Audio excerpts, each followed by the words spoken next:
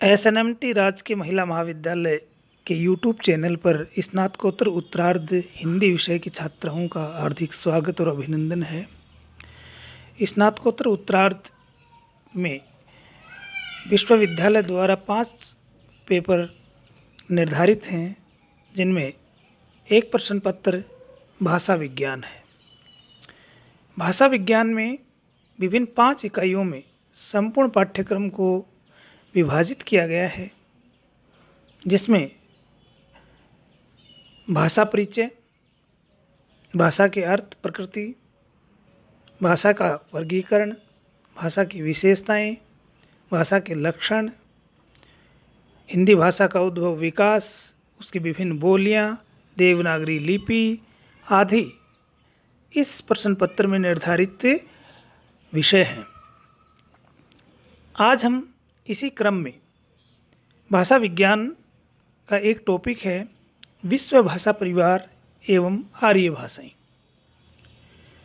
संपूर्ण विश्व में लगभग 12-13 भाषा परिवार हैं और उन भाषा परिवारों में लगभग 3000 भाषाएं बोली जाती हैं। ये भाषा परिवार एक दूसरे से संबद्ध हैं, जुड़े हुए हैं, क्योंकि परिवार की परिभाषा से हम सर्वविदित हैं कि परिवार वह होता है जिसमें उसके सदस्य एक दूसरे से लगाव रखते हैं, एक दूसरे से जुड़ाव रखते हैं। तो जो भाषा परिवार होता है, चाहे वो भारोपीय हो, सेमेटिक हो, हेमेटिक हो, ये एक जो परिवार होता है उसमें कहीं ना कहीं व्याकरणिक दृष्टि से, ध्वनि की दृष्टि से इनमें जो भाषाएं होती हैं उनमें समानताएं होती हैं, कुछ मिलता जुलता रूप दिखाई देता है। तो 3000 भाषाएं जो बोली जाती हैं और 12-13 जो भाषा परिवार हैं, उनमें से चीनी, द्रविड़, सेमेटिक, हेमेटिक, आग्नेय, बांटू, यूराल, अल्टाइक, अमरीकी, सूडानी, जापानी, कोरियाई और भारोपीय भाषा परिवार है। भारोपीय भाषा परिवार के बारे में हम आज चर्चा करेंगे, क्योंकि भारोपीय भाषा परिवार ही हमारे लिए अध्ययन का विषय है। जैसा कि नाम से ही विदित है कि भारोपीय जैसा कि नाम से ही विदित है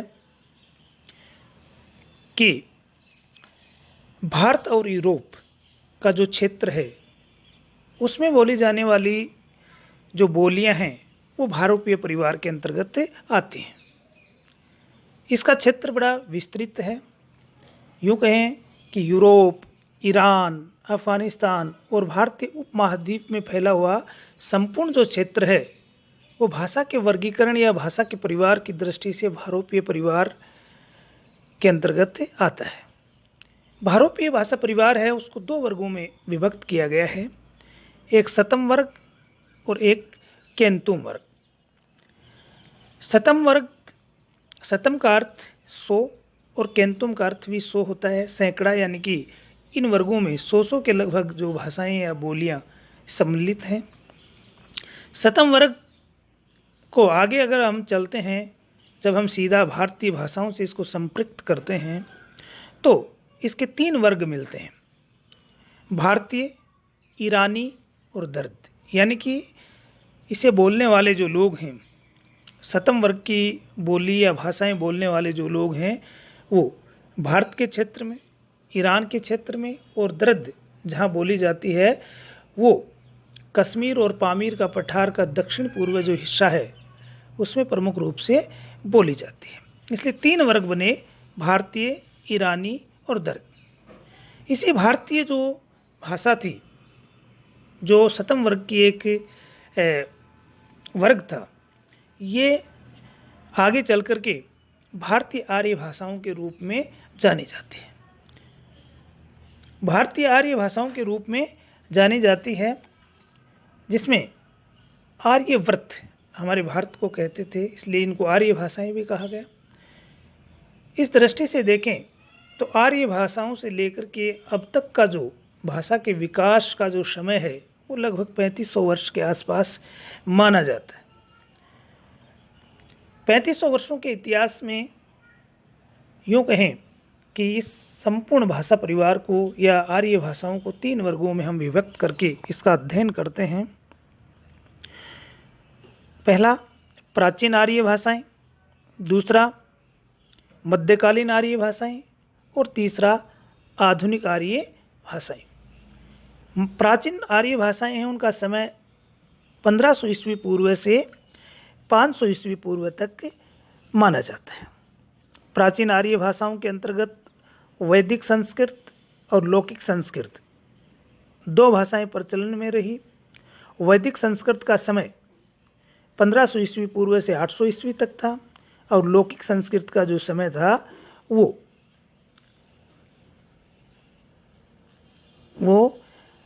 800 से 500 ईस्वी पूर्व तक था।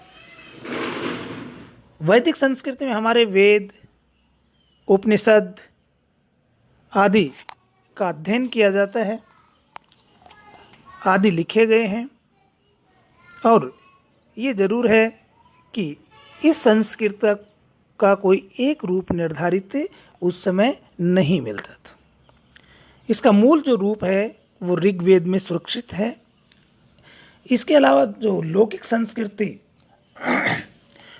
वो लोक जन से संबंधित भाषा थी, यानी कि जब कोई भी भाषा शिष्ट जनों की, विद्वत जनों की या संभ्रांत वर्ग से जुड़ जाती है तो लोक जो होता है, यानी कि सामान्य जो जनजीवन जीने वाले जो ग्रामीण परिवेश के जो लोग होते हैं वो अपने विचारों के अभिव्यक्ति के लिए एक नई बोली का सृजन करते हैं और वही बोली बाद में विकसित होकर के व्याकरणबद्ध होकर के एक भाषा बन जाती है। और इसी क्रम में लौकिक भाषा का जन्म हुआ और लौकिक भाषा भी अत्यधिक लोकप्रिय हुई, क्योंकि हमारे महाभारत और रामायण जो अति प्रसिद्ध और लोकप्रिय ग्रंथ हैं, ये सारे के सारे ये दोनों के दोनों ग्रंथ हैं वो लौकिक संस्कृत में लिखे गए हैं।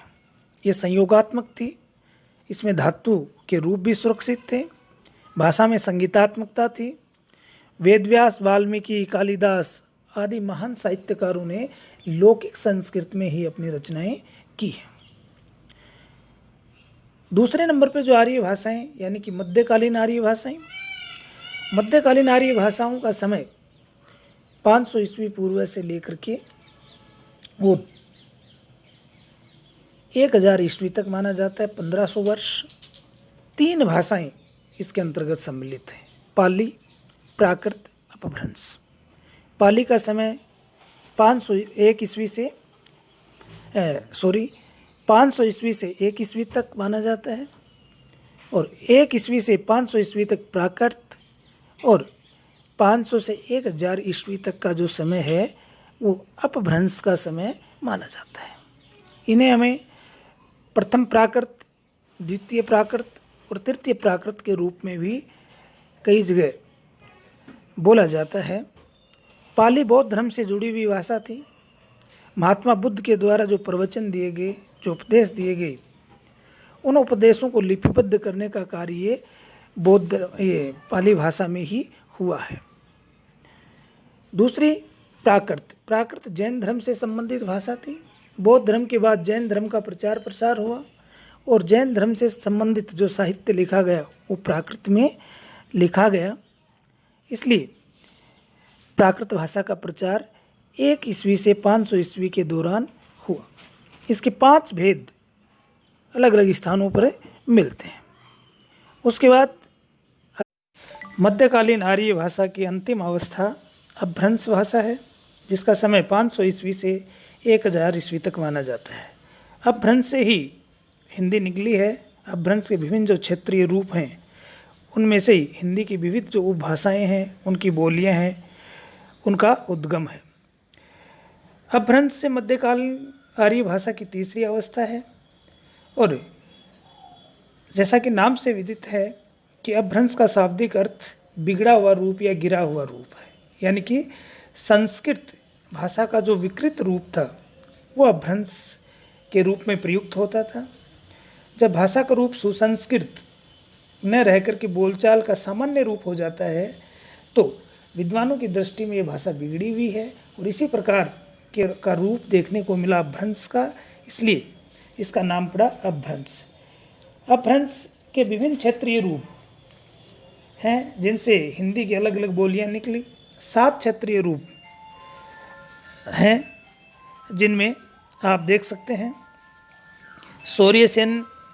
सौरसेनी अपभ्रंश, जिससे पश्चिमी हिंदी, राजस्थानी, गुजराती निकली। मागधी, जिससे बिहारी, उड़िया, बंगला, असमिया निकली।